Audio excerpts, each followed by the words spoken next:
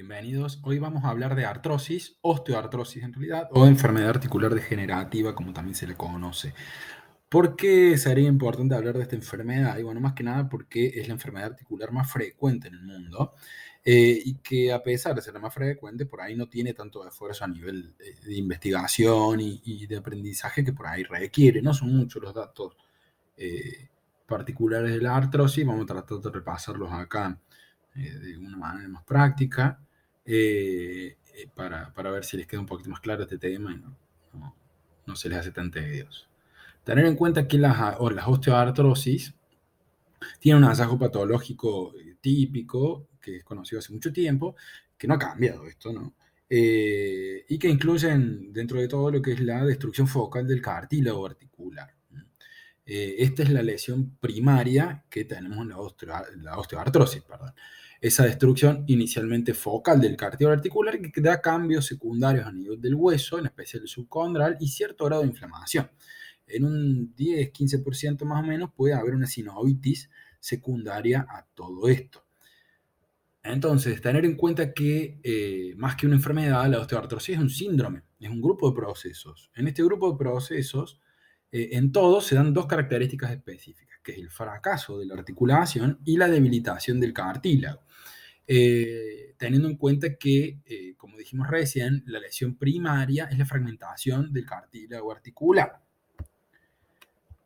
Algunos números, la verdad que las osteoartrosis en realidad se pueden dividir en idiopáticas o primarias y secundarias. Las secundarias cuando tenemos una causa identificable, como son por ejemplo los traumatismos, las enfermedades articulares previas, como la artritis reumatoidea o alguna otra, la enfermedad de Paget ósea, etc. Pero tener en cuenta que la artritis en sí, la artrosis, perdón, en sí, eh, está muy relacionada con edad y con género. Fíjense que más o menos el 65% de las mujeres entre los 65 y los 85 años, 84 años, tiene artrosis, por lo menos evidenciable a nivel radiológico. Las mujeres, un poco menos, un 58%, entonces eso ya nos dice que es, en cuanto a sexo, el sexo femenino es predominante. También fíjense que los mayores de 85 años, en el 85% o más, tenemos lesiones sugestivas con síntomas. Eh, Teniendo en cuenta que más o menos la mitad, un poco menos de la mitad de las personas que tienen artrosis a nivel radiográfico no tienen síntomas. O sea, tienen artrosis a nivel de la radiografía y no tienen síntomas alguno. Entonces es una enfermedad que claramente está subdiagnosticada. Es muy raro que antes de los 50 años tengamos lesiones osteoartrósicas y es muy raro que se den de manera primaria en algunas articulaciones en particular. Tener en cuenta que sean sobre todo en aquellas que soportan peso, como son las rodillas, que es, digamos, la más frecuente. Recuerden un poquito la estructura del cartílago, por lo menos lo que nos importa a nosotros. Lo que tenemos que recordar de esto es que primero el cartílago es cerca de un 95% de agua y matriz extracelular, y solamente un 5% de células. Pero son células altamente metabólicas, o sea, que tienen mucha actividad. Al tener tanta agua, esto en realidad tanta matriz, tiene mucho contenido en su interior, esencialmente de lo que es colágeno, tipo 2, el más importante, tipo 9, entre otros, pero son los dos colágenos más importantes, y esto por ahí es lo que justificaría un poco el tratamiento que se llama remodelador del cartílago, que están tan en boga ahora, pero es lo que le permite también al cartílago articular resistir tanto carga de compresiones como de tensiones como de cizallamiento, que son por ahí los movimientos más frecuentes dentro de una articulación, sobre todo las que tienen movilidad amplia, como ser el hombro o la cadera, que tienen movilidad en todas las direcciones, en todos los planos.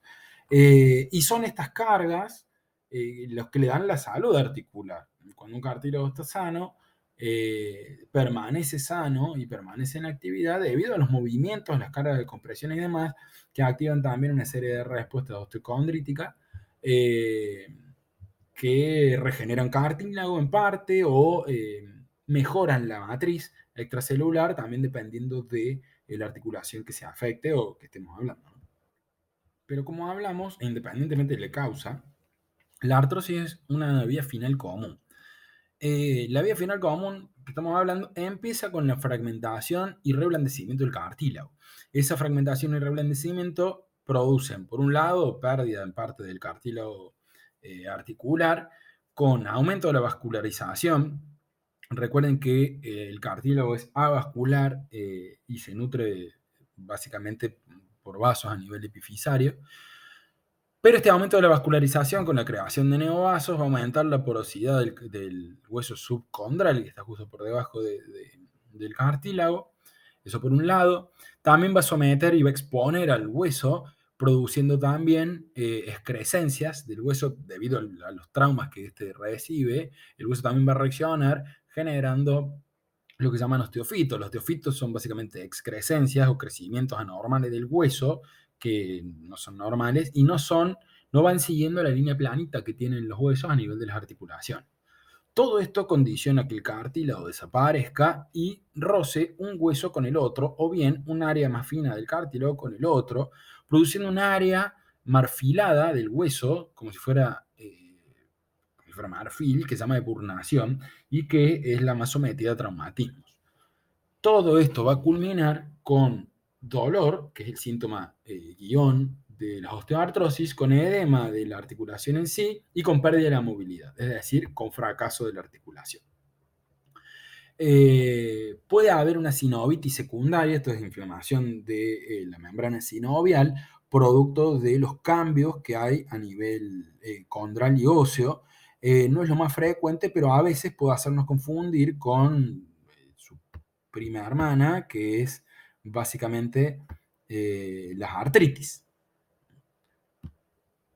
Las artritis, a diferencia de la osteoartrosis, es una enfermedad inflamatoria, ojo, no confundirla. Las artritis, el blanco de las artritis es esencialmente la membrana sinovial, y este blanco puede ser por enfermedades autoinmunes, o puede ser por una infección de la articulación, o puede ser por problemas a nivel de la vasculatura, como la vasculitis, etcétera, etcétera, etcétera.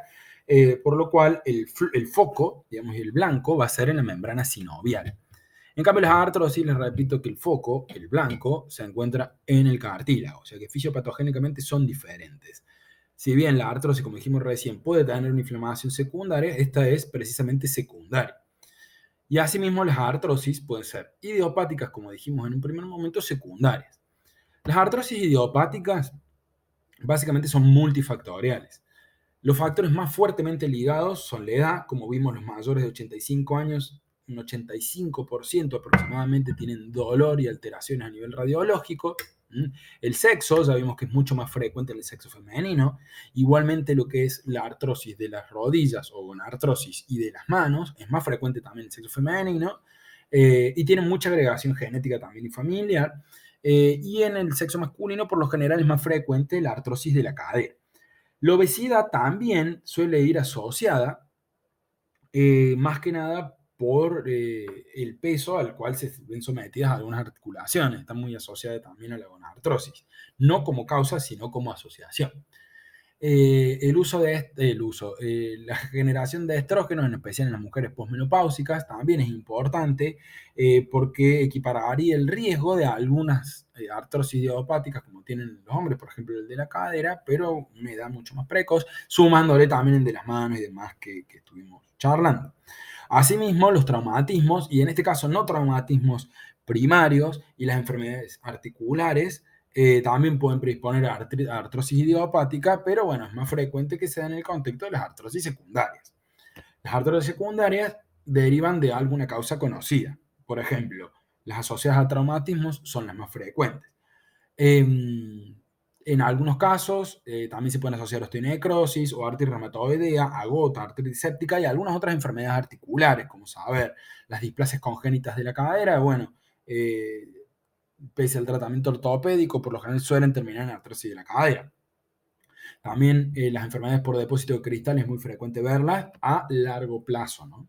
Pero bueno, tener en cuenta que en estos casos las artrosis secundarias están relacionadas a algo en particular, teniendo en cuenta también que la artrosis suele ser dispasia articular, o sea que se da en algunas articulaciones en particular y no es generalizada. En el caso del trauma van a aparecer en lugares que frecuentemente no aparecen, como saber el codo y el hombro, que no son usualmente objeto de artrosis, o no se suele encontrar artrosis ahí, a menos que tengamos traumatismos, o por ejemplo en el famoso codo de tenista, que si bien una lesión ligamentaria puede predisponer a artrosis precoz. Bien, entonces vamos a tener un estímulo, cualquiera sea. Ese estímulo puede ser conocido, como hablamos recién de las artrosis secundarias, o desconocido, como es en el caso de las idiopáticas. Ese estímulo va a producir una fragmentación local del cartílago. No se da en todo el cartílago en general, sino en un sitio específico, que eso es lo que predispone a que se siga fragmentando. Eso va a producir pérdida de cartílago a nivel locorregional, con una posterior exposición del hueso. Esa exposición del hueso va a generar excrescencia, se va a hacer hueso básicamente patológico a su alrededor, produciendo lo que se llaman osteofitos, y todo esto producto de los roces repetidos a nivel de la articulación en sitios más reblandecidos. Esto es lo mismo que vimos recién, abajo a la derecha, por ejemplo, a nivel artroscópico. Esto si pusiéramos una camarita dentro de la articulación, esto es lo que se vería directamente en la artrosis. Por lo tanto, esta enfermedad, ya tenemos la pauta que se da de manera progresiva. Tiene diferentes etapas en su evolución con un correlato radiológico, que ahí ya lo vamos a ver, y que está más difundido, ¿no?, en lo que es la rodilla, pero igualmente sirve para absolutamente todas las articulaciones. Fíjense que en la primera etapa hay una pequeñísima pérdida de cartílago, que eso después va creciendo. Eso lo que produce es pérdida de la luz articular, eso ya sea por pérdida de líquido sinovial en ese momento, o bien por exposición de hueso y crecimiento de osteofitos, pero va estrechando la luz articular, se va achicando, el cartílago ya se empieza a degenerar. Fíjense que en la etapa 3 ya el cartílago empieza a desaparecer con exposición ósea más importante y con mayor disminución de la luz articular, hasta que en la etapa 4 el cartílago articular ya casi no existe y se ha perdido. Kellgren y Lawrence establecieron estas etapas a nivel radiológico y les establecieron grados. El grado 0, que en realidad no está acá porque no forma parte de la osteoartrosis, el grado 0 es una articulación normal, una Kellgren normal. En el grado 1, la verdad que se llama dudosa, porque la verdad que el estrechamiento del pinzamiento del espacio articular es muy dudoso, digamos, y posiblemente haya osteofitos, pero no son tan evidentes y hay que irlo a buscar. En el grado 2, esto es artrosis leve, existe un posible estrechamiento, ¿no?, del espacio articular y la presencia de algunos osteofitos. Acá ya tenemos dos signos típicos radiológicos de la artrosis. Ya vamos a ver cuáles son los otros. En el grado 3 ya tenemos artrosis moderada, en el cual hay un claro estrechamiento del espacio articular. Fíjense, esta es la rodilla, en esta rodilla. Fíjense cómo, obviamente esto es una rodilla derecha, pero fíjense cómo a nivel de la cara interna, que es lo que tienen a la derecha de la pantalla siempre en todas las fotitos, fíjense cómo va disminuyendo la luz, ¿no? Y en el grado 3 ya aparecen algunas excrescencias, sobre todo a nivel del platillo tibial externo, que ya tienen forma de piquito. Eso es un osteofito. Entonces, dijimos que el grado 3 es moderado, con estrechamiento del espacio articular, presencia de osteofitos, que es moderada, y ya hay una leve esclerosis subcondral. La esclerosis subcondral se ve como una raya un poco más radiolúcida, o sea, más blanquita por debajo de la articulación. Fíjense que en el mismo platillo que hablábamos recién se ve.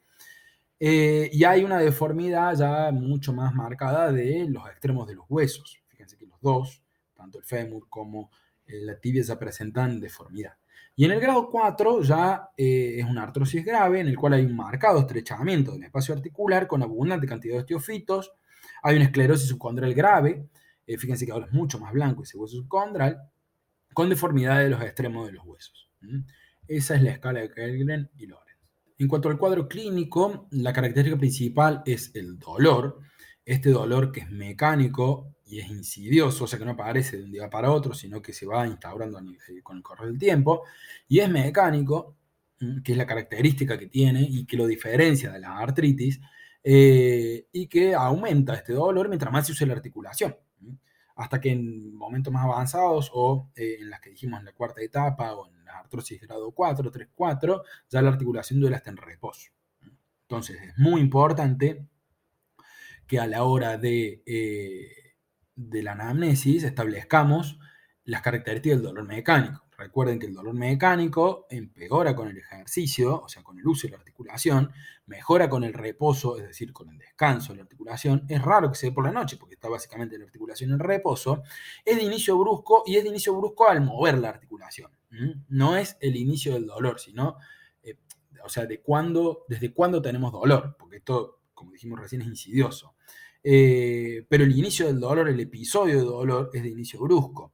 No suele tener síntomas de afectación sistémica, porque es localizada, es solamente en esa articulación, y la rigidez matinal dura poco. Cuando hay rigidez, que son síntomas asociados, la verdad es que dura poco. Y por lo general es mucha más la afectación radiológica que vamos a tener que la sintomatológica. Tener en cuenta, les repito, que el dolor es el principal síntoma de todo esto.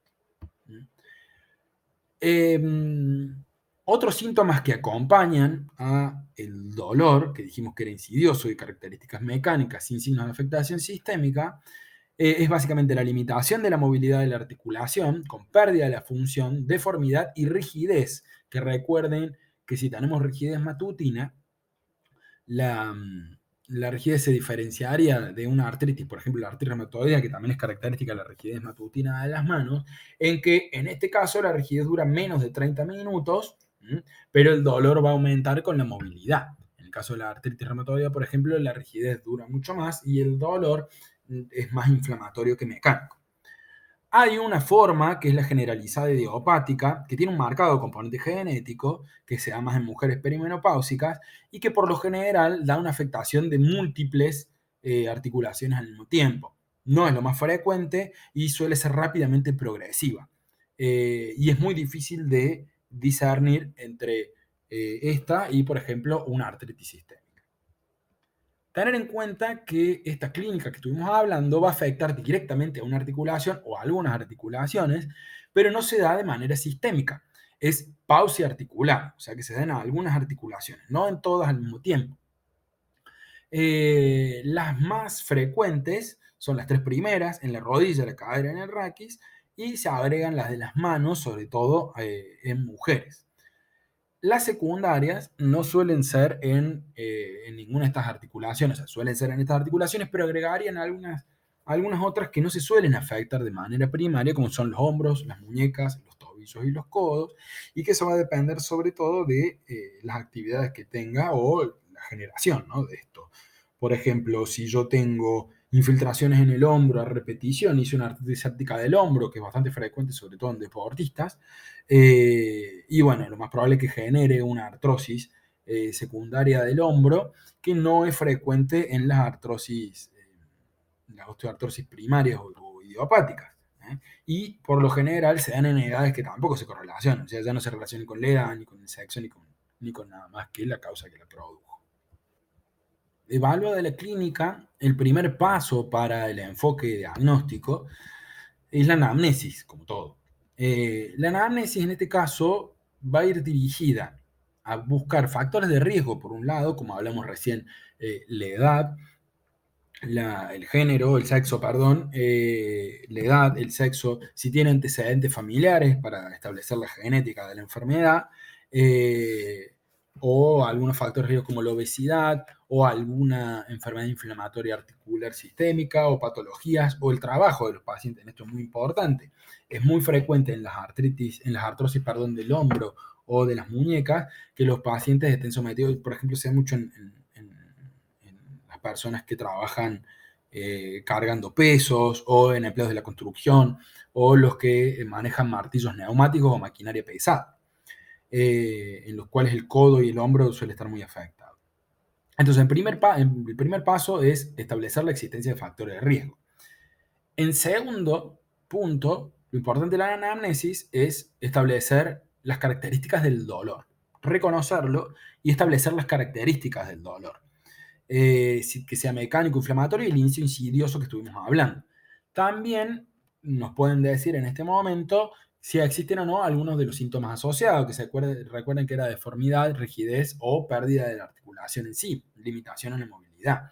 También nos van a saber referir el lugar del dolor, lo cual nos va a hablar de la articulación en particular, la cual está afectada, el grado de movilidad que tiene. A veces pueden notar el aumento de volumen de las articulaciones, eso se da por presencia de osteofitos, o algunas veces, por ejemplo, como tienen ahí, en las artrosis de rodillas se dan estos quistes, que un líquido sinovial que se pierde de la articulación y se acumula en partes blandas, que se llama quiste popliteo o quiste de Baker, que a veces se puede inflamar y puede doler, que genera una simetría bastante franca de la pierna, no tiene ningún tipo de significación patológica o terapéutica, suelen retrogradar solos, a veces con tratamiento antiinflamatorio, y no suelen ser graves. Por ahí se rompen, duelen, se pueden inflamar, pero no suelen dar mayores problemas. Entonces esto también va a ir apuntado la anamnesis, porque a veces no lo vemos y el paciente nos lo va a referir.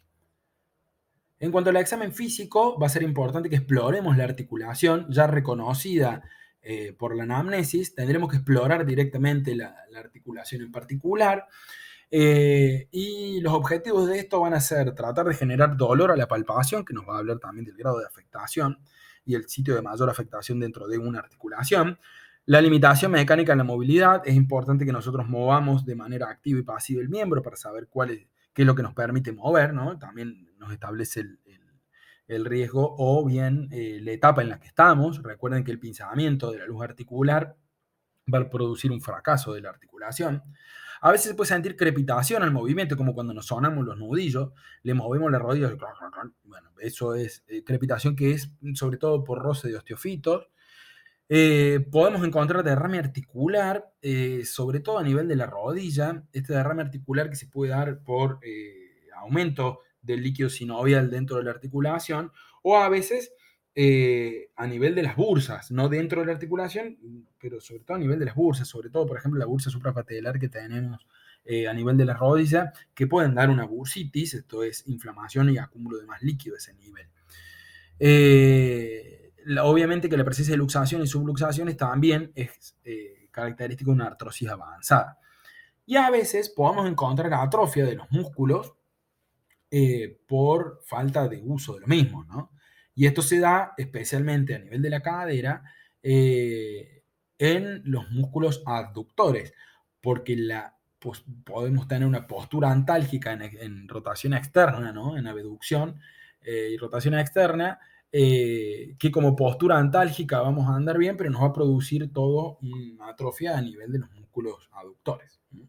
Entonces, eso también hay que verlo. O también puede ser por limitación de la movilidad, o por posturas antálgicas, o porque la articulación no se puede mover para ese lado. A esto va a ir orientada la exploración. En cuanto a los métodos complementarios, la radiografía siempre va a ser el de elección y va a ser el primero que tengamos que pedir.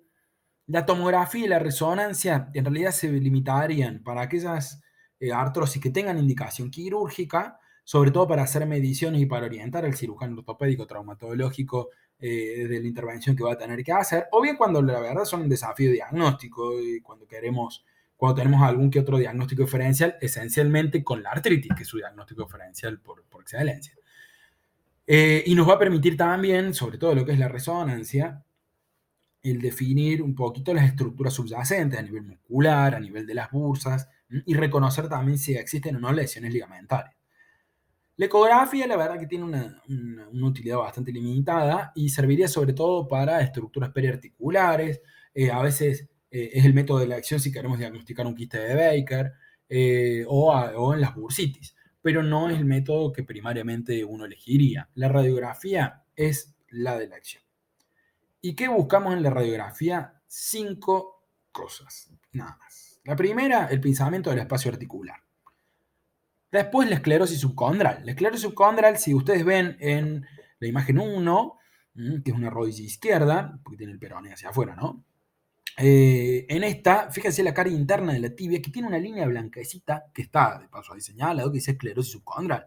En la imagen 2, las flechitas blancas señalan esa esclerosis subcondral y la presencia de osteofitos, que es el tercer punto importante, que son esos piquitos que salen a nivel de del cóndilo femoral externo y del platillo tibial externo. Y en la imagen 3, también las flechitas blancas estarían indicando la esclerosis subcondral que estamos hablando.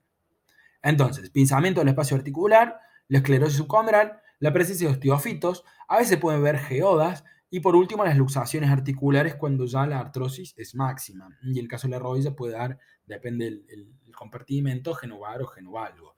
Las geodas, recuerden, o quistes óseos, son básicamente pérdida de continuidad del hueso que hacen que se filtre algo de líquido sinovial hacia el espacio subcondral y forman esos quistes que en realidad es líquido sinovial y que no tienen tampoco mayor significación y sí lo que nos hablan es una lesión ósea, es decir, una pérdida de continuidad. Los osteofitos, que es la lesión característica de la artrosis, acá tienen algunos ejemplos a nivel del raquis, que en las columnas de raquis, por ejemplo, de perfil, se pueden dar estas imágenes como la que tienen en la izquierda, que se llama pico de pato, y que básicamente es excrescencia de, en este caso de los cuerpos vertebrales, pero son excrescencias óseas anormales. Y de frente, en la imagen de la derecha, en el que dice B, pueden ver esa imagen que se llama el famoso perrito, ¿no? Del Chatelier. Lo cual no vale la pena ahora que lo remarquemos.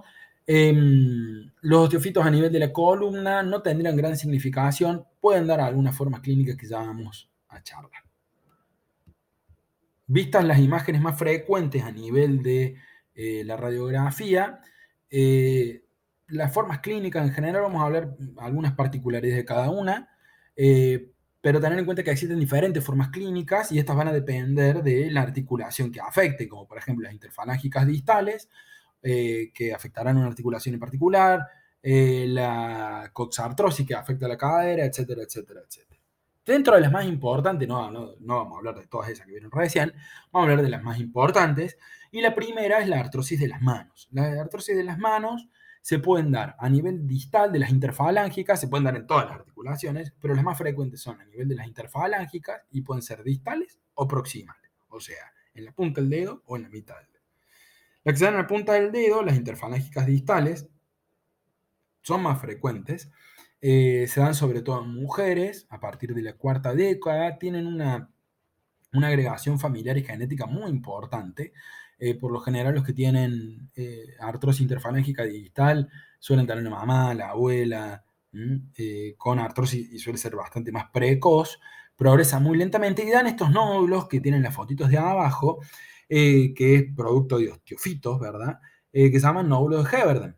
Por eso las artrosis interfalángicas distales también se llama artrosis de Heberden. Las proximales es un poco menos frecuente y son de engrosamiento más difusos y los nódulos se llaman de Bouchard. Heberden es en la punta, Bouchard en el medio del dedo. Y por último, la rizaartrosis es la afectación de la articulación trapecio-metacarpiana y que lo que nos limita esencialmente es al movimiento de pinza de la mano y la generación de dolor es cuando hacemos actividad prehensiva. ¿Cómo las diagnosticamos? Radiografía. La radiografía se puede pedir una de frente, no tendría mucho sentido pedirla de perfil, pero sí es importante que sea una radiografía de frente con una proyección de arriba hacia abajo y con los dedos extendidos de ambas manos. De esa manera, al extender los dedos, vamos a separar un dedo del otro y se van a ver más claro la presencia, como ven abajo a la derecha, de osteofitos a nivel de las interfalángicas distales, es decir, nódulo de Heberden, y tiene algunos de Bouchard también en la B, digamos. Pero fíjense que también en la B tiene afectación de la trapecio metacarpiana, de la primera trapecio metacarpiana, ¿no? de la trapecio metacarpiana, o rizaartrosis, que se ve mejor en la de la izquierda, que no es que esté sacada de perfil, nada por el estilo, esto de frente, pero fíjense la limitación que tiene a nivel de la articulación del pulgar.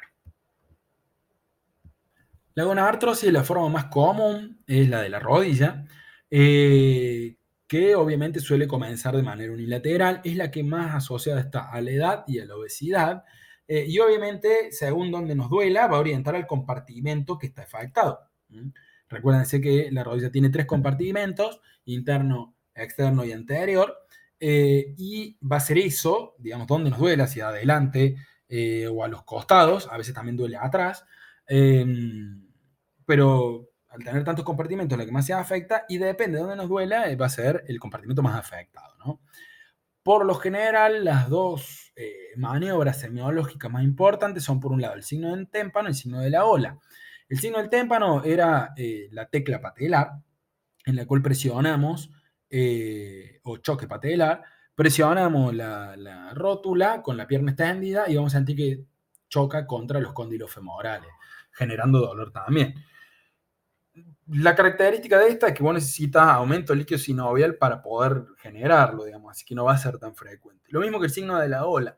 El signo de la ola es empujar para un lado y ver si tenemos como un abombamiento del otro lado. Eso es para evaluar los compartimentos internos y externos. Pero para eso les repito que vas a necesitar que tenga aumento del líquido sinovial, es decir, una sinovitis reactiva o una bursitis, por ejemplo. La forma más importante, ¿no?, de diagnosticar una artrosis, además de la radiografía, es la limitación en la movilidad, tanto activa como pasiva, o bien con la contracción contra resistencia del cuádriceps, porque ahí te va a doler. La Sociedad Americana, perdón, el Colegio Americano de Reumatología definió estos criterios, ¿no?, para la gonartrosis. Nada de otro mundo, nada muy loco, nada si tengan que aprender de memoria. Fíjense que es dolor de rodilla, osteofito y al menos uno de estos tres, que son edad mayor a 50 años, recuerden que está más asociado con la edad, la rigidez matutina, que no es larga, fíjense que es menos de 30 minutos, o sea que es un dolor mecánico, y los crepitantes articulares al movimiento. Estas cosas son las que nos definirían de libro una gonartrosis. Los mecanismos esenciales de la gonartrosis son los microtraumas a repetición, por lo cual la obesidad, ¿no?, está tan relacionada. A veces podemos tener artrosis localizada de la rótula, como se ve abajo a la derecha. Fíjense ahí la flechita blanca, la de arriba, la gruesa, está mostrando un osteofito a nivel de la rótula, pero es esa, digamos, la fisiopatogenia más frecuente. ¿Qué radiografía vamos a pedir en la rodilla? Yo digo que nunca le van a errar si ustedes dicen frente y perfil. Igualmente hay proyecciones particulares, así que estemos atentos a eso. Pero en el caso de esto, lo que vamos a tener es una proyección de frente y de perfil. Esa proyección de perfil puede ser con pierna extendida o con la pierna flexionada. Lo que nos va a servir para la pierna flexionada va a ser para establecer si hay subluxación articular o no. Cuando sospechamos una artrosis localizada de rótula, como la que tienen abajo y a la derecha, se pueden pedir las proyecciones axiales de rótula. Cuando vamos a sospechar una artrosis de rótula, y cuando toquemos la rótula y duele, o cuando tengamos un osteofito a nivel de, por ejemplo, una rodilla de perfil, porque recuerden que la rótula de frente no se va a ver. La artrosis de cadera o coxartrosis se suele dar por una afectación o de la cabeza o del acetábulo, o ambos, y se da sobre todo con dolor en la cara anterior del muslo, o bien a nivel de la ingle, o en la región trochanteriana del pálpalo, o a nivel del glúteo inferior. Suelen tener una posición antálgica, como charlamos hace un rato, en flexión y rotación externa, con limitación al movimiento contrario, ¿no?, a la extensión y rotación interna. Y eso sobre todo como si fuera una maniobra de sogas. Pero la vamos a tener en posición antárquica. Hasta es más, podemos tener atrofia cuadricipital o de los músculos aductores. ¿Qué vamos a pedir para diagnosticar una artrosis de cadera? Primero, la más frecuente es la panorámica de pelvis. La panorámica de pelvis, podemos ver la pelvis, el acetábulo completo y las cabezas femorales. Fíjense que en esta panorámica de pelvis tenemos esclerosis subcondral del acetábulo, y el acetábulo derecho, fíjense que tiene osteofitos a nivel superior y a nivel inferior. Fíjense, tiene como piquitos como que agarran la cabeza del fémur. También nos va a permitir ver si tenemos en algún otro hueso de la pelvis. También se puede hacer una radiografía de cadera en falso perfil, o la que yo recomiendo es la panorámica de pelvis, y la panorámica de pelvis con flexión a 45, que eso nos va a permitir ver si existen o no subluxaciones. Fíjense cómo se ve abajo a la derecha la panorámica de pelvis cuando flexionamos a 45. ACR la define como dolor en la cadera y dos de los tres criterios siguientes: la presencia de osteofitos, la disminución del espacio articular, nada de otro mundo, pero acá nos agrega una eritrosedimentación menor a 20. Y esto es así porque la cadera suele afectarse de manera secundaria por artritis sépticas. Y en las artritis sépticas vamos a tener una eritrosedimentación francamente elevada, y a su vez también se da en algunas enfermedades reumatológicas que también van a elevar la eritrosedimentación, al contrario de la artrosis, en la cual los parámetros inflamatorios no tendrían por qué estar elevados, porque como hablamos en primera instancia, no es una enfermedad inflamatoria, sino una enfermedad cartilaginosa. Por último, las artrosis o las osteoartrosis vertebrales o espondiloartrosis son mucho más frecuentes, especialmente en edades más jóvenes y a nivel de las articulaciones más móviles, como son la cervical y la lumbar. Es muy raro tener la artrosis dorsal, se puede dar, pero por lo general va relacionado a osteopenia y demás. El gran riesgo de esto, en realidad, es el dolor, sobre todo lo que se denomina tortícolis, que es cuando viene de manera aguda, con cervicalgias, que es muy frecuente y a veces se asocian a cefalea, y a veces a cefalea refractaria y a contractura cervical de los músculos, eh, pararraquídeos,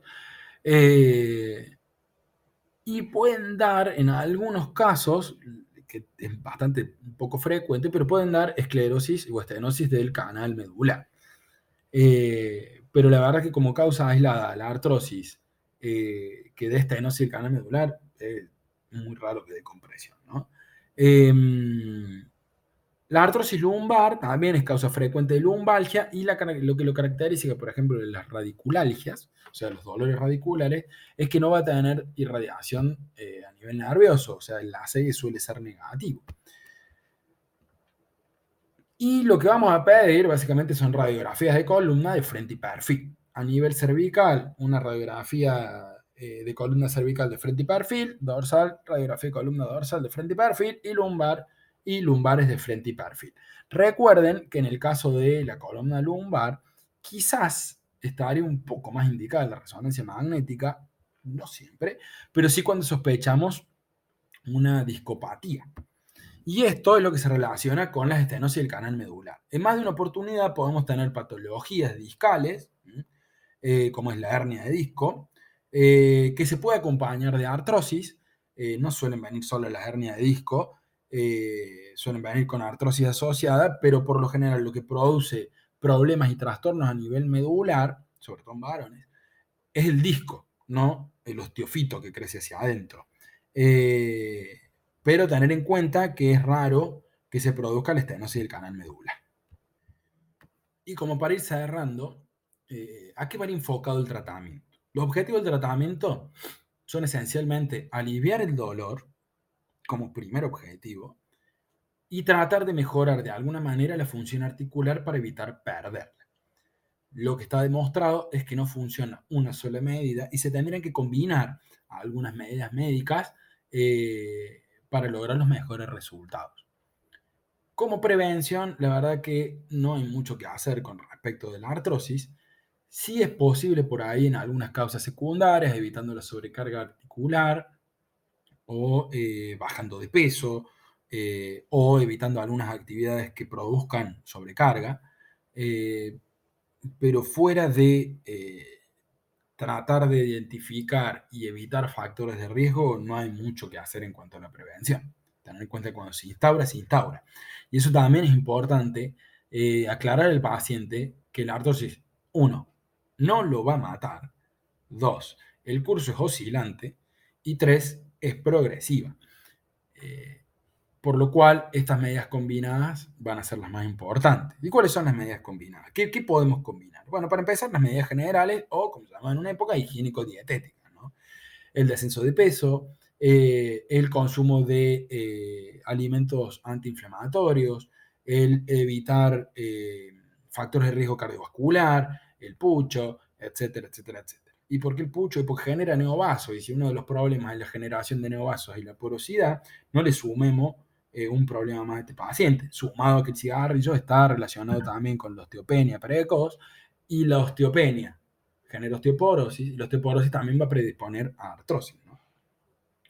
El uso de analgésicos tendría que estar limitado para los brotes de dolor. Como dijimos, el dolor suele ser cada vez que nosotros sobrecargamos una articulación. Entonces, cuando sepamos que esa articulación se va a sobrecargar o cuando la sobrecargamos y deja un dolor residual, tendríamos que usar shots de analgésicos, es decir, en cortos periodos. Pero el tratamiento analgésico no le va a evitar la artrosis, solamente le va a calmar el dolor, que es lo más incapacitante. Y obviamente evitar la sobrecarga articular en algunos casos, con kinesiología también, cuando ya sean artrosis mucho más avanzadas. En cuanto al tratamiento farmacológico, la analgesia siempre empezar por lo menos nocivo, ¿no?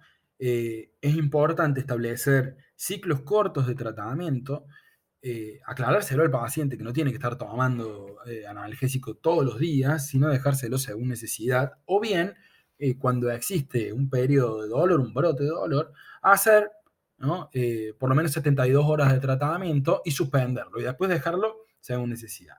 ¿Qué analgésico? Y siempre empezar por el menos nocivo. Si no tenemos problemas a nivel hepático, el paracetamol es una buena opción y la dipirona también es muy buena, sobre todo porque tienen poco efecto renal. Y si dijimos que estos pacientes frecuentemente son añosos, y bueno, cuidemos el riñón de ese paciente añoso. El paracetamol el máximo son 3 gramos, la dipirona también, se puede dar 1 gramo cada 8 máximo de cualquiera de los dos. No sobrepasar ninguno de los dos los 3 gramos al día. En cuanto a los antiinflamatorios no esteroideos, ustedes saben que existen los no selectivos y los selectivos. Quizás para el anciano sería mejor los selectivos, los anti-COX-2, como el celecoxib, el rofecoxib, porque producen menos daño a nivel renal, gastrointestinal, pero se equiparan en daño renal a los no selectivos, como el ketorolac, el meloxicam o el ibuprofeno. Tener en cuenta estos datos, sobre todo que lo que son no selectivos, hay que darle un tratamiento acompañado de un protector gástrico, ¿no? Idealmente un inhibidor de la bomba de protones. No así los selectivos. Cuidado con el riñón de estos pacientes, porque como esta enfermedad es crónica, los pacientes suelen tener consumo crónico de estas cosas con el subsecuente daño renal y demás. Las infiltraciones son inyecciones locales a nivel de la articulación en sí que duele, sean sobre todo con corticoides de depósito, con dexa o con betametasona, y se dan localmente en la articulación. Obviamente que esto lo tiene que hacer un experto y bajo condiciones de esterilidad absoluta, porque el riesgo más importante que tienen estos procedimientos son las artritis sépticas y por gérmenes de la piel. Por eso mismo se limita la indicación, por lo menos limitada, hasta 3 por año. Tratar de no sobrepasar eso y nunca hacerlo en la cadera. No solamente porque es la articulación que más rápido se puede infectar, porque tenemos que pasar un montón de capas hasta llegar a la cadera, sino porque también podemos dañar el paquete vasculonervioso y pasar inadvertido.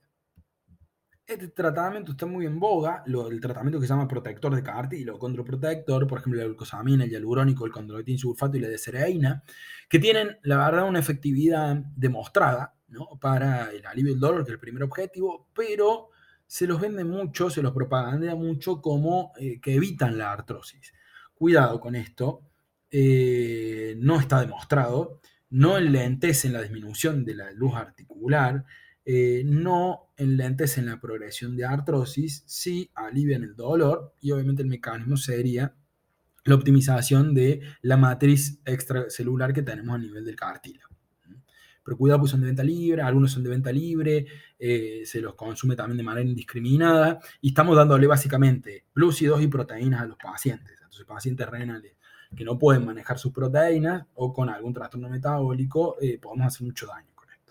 Pero bueno, se los vende como caramelo y eso es un peligro.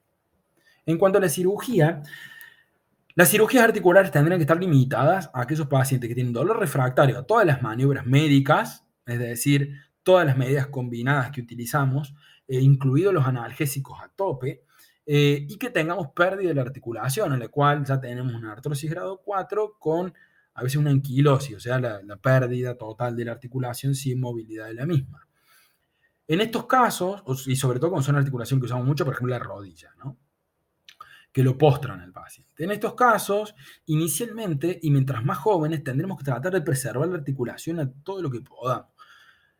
Las osteotomías, la verdad que son cada vez menos frecuentes, porque avanzaron mucho lo que son las artroplastias, la colocación de prótesis, pero las osteotomías son un buen ejemplo de cómo conservar una articulación y cómo corregir algunos ejes articulares para evitar el dolor.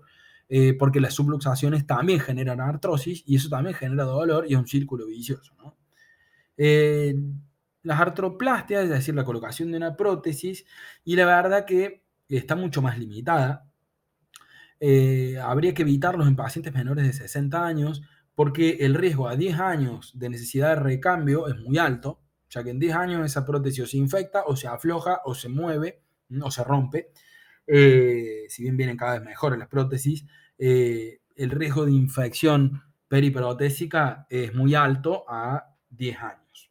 Entonces, la tendríamos que reservar para aquellas causas que no podamos corregir y que ya sean totalmente refractarias y que, por ejemplo, postren los pacientes. Estas artroplastias pueden ser parciales y totales, es decir, por ejemplo, una prótesis o una artroplastia total de cadera es cuando reemplazamos diáfisis del fémur, cabeza del fémur y la cavidad cotiloidea. Una parcial, por ejemplo, es cuando a través de un clavo endomedular reemplazamos solamente la cabeza. Igual tiene que ir con también un reemplazo cotiloideo para que entre la cabeza. Pero bueno, es también un menester de traumatología. Y las artrodesis se suelen usar más que nada en la columna, como tienen abajo a la izquierda, y es básicamente la anulación articular, ¿no? Se ponen y se fijan, se corrigen los osteofitos, o sea, yo abro, corto los osteofitos, pongo placas y pongo tornillos, esa articulación pierde la movilidad.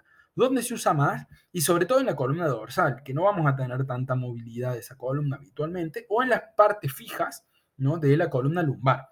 La artrodesis cervical es un tema y estaría limitado para pacientes con todas las indicaciones de dolor refractario y pérdida de la articulación.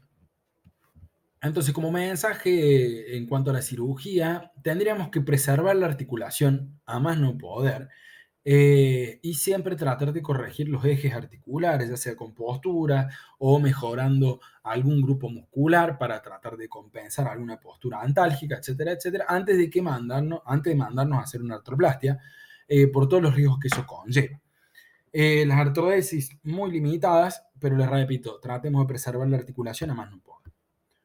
Otros tratamientos que tienen su efectividad limitada son mucho más novedosos. De esto hay evidencia más que nada en series de casos, pero son lo que es el trasplante de cartílago o autoinjerto. El plasma rico en plaquetas es algo que se usa mucho a nivel de artroplastias no protésicas, por ejemplo, los reemplazos de ligamentos, en las cuales no ponemos una prótesis de la articulación, pero sí ligamentaria, ponemos plasma rico en plaquetas o células madre, también para tratar de a ese cartílago nutrirlo de alguna manera, o que se genere cartílago nuevo, por lo menos de manera transitoria, o que baje la viscosidad del líquido sinovial para evitar tanto traumatismo, pero la verdad que también tiene su efectividad limitada, ¿no? Entonces, estos tratamientos están buenos, sobre todo los que no son invasivos, por ejemplo el ultrasonido.